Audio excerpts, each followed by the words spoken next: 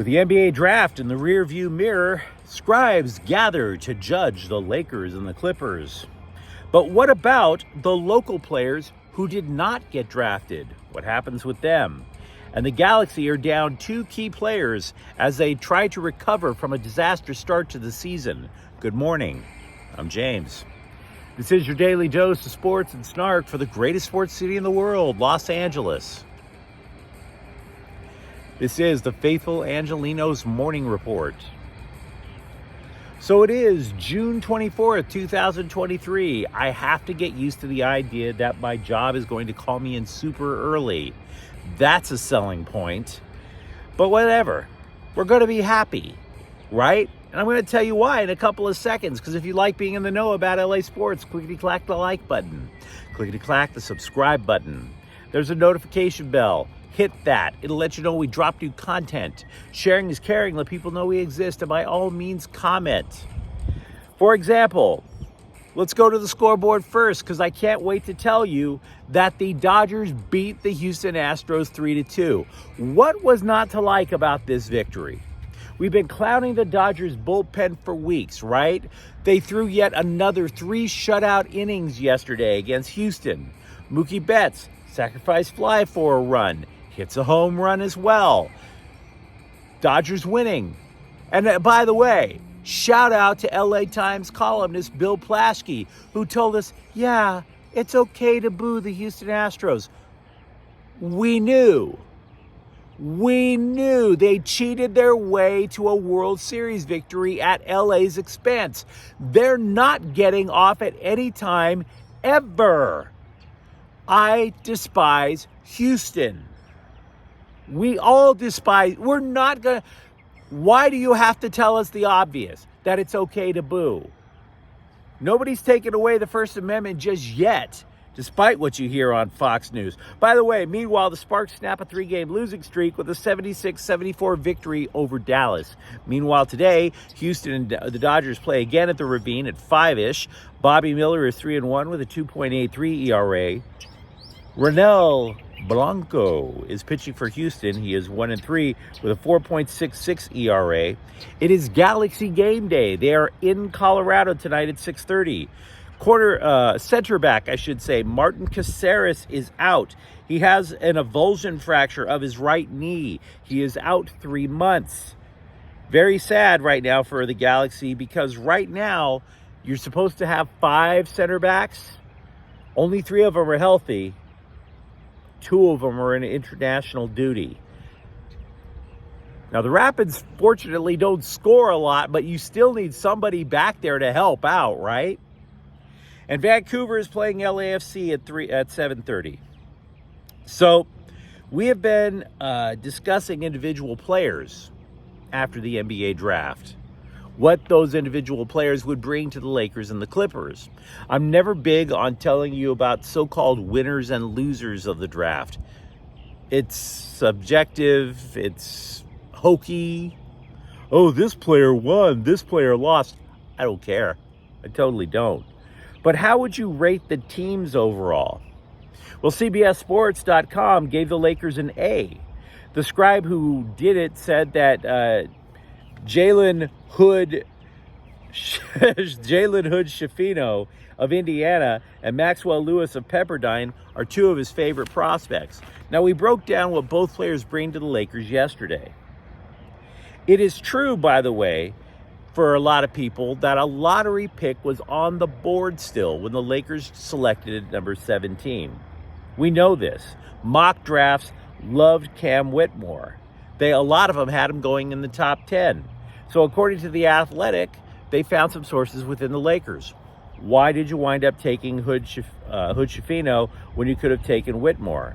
According to The Athletic, Lakers sources were concerned about Whitmore's knees, that there may have been cartilage issues that would hold him out over time. Also, that he gave poor pre-draft interviews and basically was just a low-energy guy. So if you're wondering why they passed, that's it. The Lakers also signed center Colin Castleton of Florida as an undrafted free agent. Castleton is 6'11". He averaged 17 points for the Gators. The Clippers' grades, however, not as impressive. The CBSSports.com gave Clippers a C.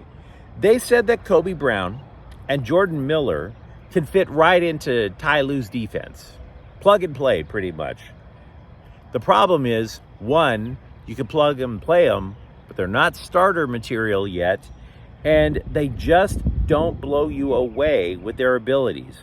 They simply suffice. So they don't suck, they just get by. The Sporting News, however, was not nearly as charitable as CBSSports.com. The Sporting News asserts the Clippers had one of the worst drafts in the NBA. Not NBA history, just of all the teams on Thursday. They both thought, for example, that first-round pick Kobe Brown could have easily been had in the second round. So in other words, a terrific reach in the first round, according to the Sporting News. Let me know what you think in the comments thread. There were other Bruins. We knew about 3 that were drafted. There were other Bruins who were available to the NBA. They missed out. What I can tell you is that guard David Singleton has already signed a, quote, Exhibit 10 contract with the Atlanta Hawks. Now, for those of you who don't know, and I'd be lying to you if I tell you I did know previously what an Exhibit 10 contract is, it's basically a 1-year minimum wage thing. And the contract isn't even guaranteed.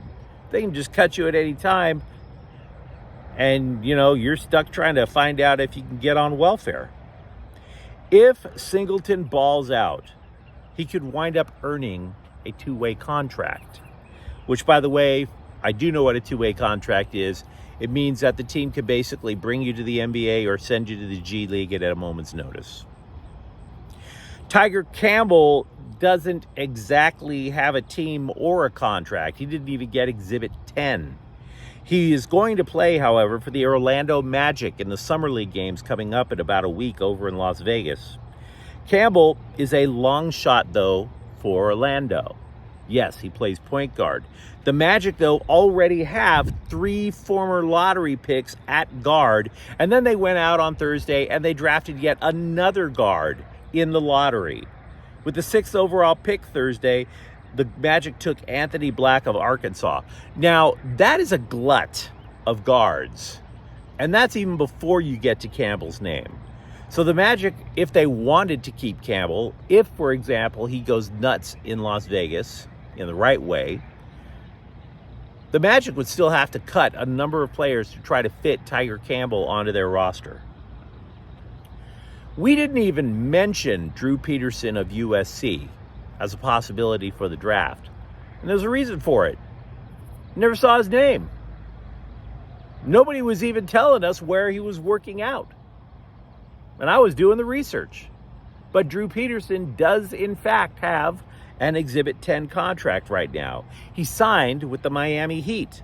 CBS Sports, because the world is imperfect, though, does want to go into the future regarding 2024's NBA draft already. And I bring this up with USC in mind, because in their mock draft for 2024, they only did the lottery level picks. There are no Bruins selected, but there's a Trojan. Yeah.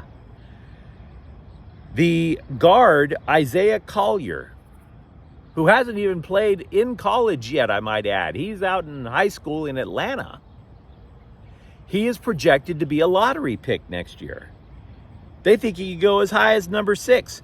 They call Isaiah Collier a 6'3" pick-and-roll maestro. So, it wasn't even Bronny James, for Pete's sakes. So USC, not even considered for the NBA draft this year, going to the lottery for the next. Mentioned earlier how Martin Caceres is out for the LA Galaxy. Weeks ago, very painful to watch. Striker Chicharito, basically his leg gave out from under him while he was running at full speed. And of course, we found out later on that his anterior cruciate ligament in his right knee blew out. He had surgery yesterday to repair it. It's done. It was already determined that he was going to miss the rest of the season. So the Galaxy right now, who are among the worst teams in the Western Conference and the worst teams in the league, are now missing their top offensive threat and one of their steadiest defenders. Tough times for the 5-time MLS Cup champs. Kobe Turner, to the eye, reminds people of Aaron Donald. Now, before you call me a dumbass, and believe me, I'm standing in a lot in the dark. I am a dumbass. I totally get it. I'm not trying to say for a moment that the guy is the next Aaron Donald. But they are both undersized defensive tackles for the Rams. Turner is 6'2", 290. Aaron Donald, 6'1", 284. But despite the fact that they're a little bit short to play interior D-line, at the NFL Combine, Turner pushed up 31 reps on a 225-pound bench press. What did Donald do? Glad you asked. 35. You see the similarities that I'm trying to paint here. Now, where they differ, aside from the fact that Donald is an obvious first ballot Hall of Famer, Turner can't handle double teams. The thing is much like Aaron Donald, he was quick off the snap when he was playing football at Wake Forest. So Turner was always gaining double teams. So why am I bringing all this up to you?